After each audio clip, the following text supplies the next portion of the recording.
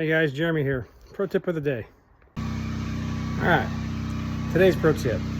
Understand permitting and understand the differences and be prepared for delays at the city. So the original plans for this house had a 2-car garage, and that was it. We were rebuilding what was already here. So we tried to add a 3rd-car garage on this side by pushing that wall out towards the street. As you can see, plenty of space. But the city came back and said no. So now we're adding a 3rd-car garage here. What we didn't realize is our initial permit to rebuild the house was approved. Once we put that 3rd-car garage on the exterior, we got red tagged. They decided that we were now a new build. They also had a new system in place that the city had gone to that's pretty commonly used now, called Municipal Government Online. We do a lot of permitting through there. Well, this caused a major delay because they red tagged us. We had to go submit new plans. But here's the thing. We're building a house that used to exist on a lot that already exists. So our plans accounted for that.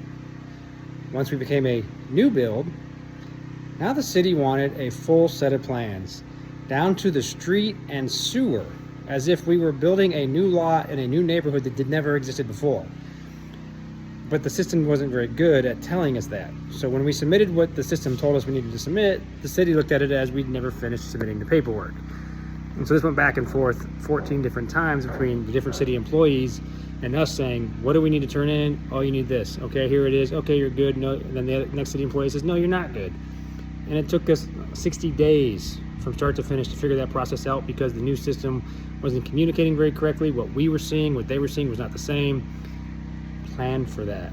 If you make a change, structural change to your property, understand if that's going to impact your permit and change your permit.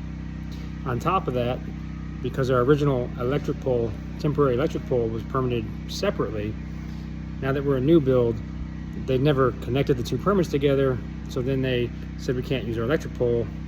We've got to get that added back into our primary permit. So we're walking off generators right now, but just a process. Be prepared for unforeseen instances. So if you have a 6-month project, plan for a year, because you never know how long it's going to take. You never know what delays are going to come in and where they're going to come in from. In this case, it was the city. We did the same thing we were always going to do. We just wanted to add an external garage, but instead of doing a separate little permit for that, they completely rewrote our old permit off and said, start over. So be prepared for delays, because they will happen. They always happen. You never know where they're going to come from. And if you haven't budgeted that in, especially in hard money, when you have a hard limit on time, it can bite you in the ass. On this project, we're very fortunate in our money source is not connected to time. It's a HELOC out of Canada, so it's very easy to use. There is no hard limit on paying it back.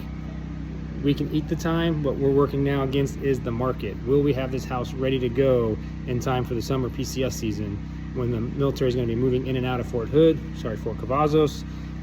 We want to capture that market, so the house has to be ready for that market. The delay has put us up against the window, but we're still going to get it done in time. We're just going to miss the first couple of days of that first search window. Plan for that. Know when you're going to be selling, know when you're going to be wanting to sell, and have some leeway in there for what you can sell.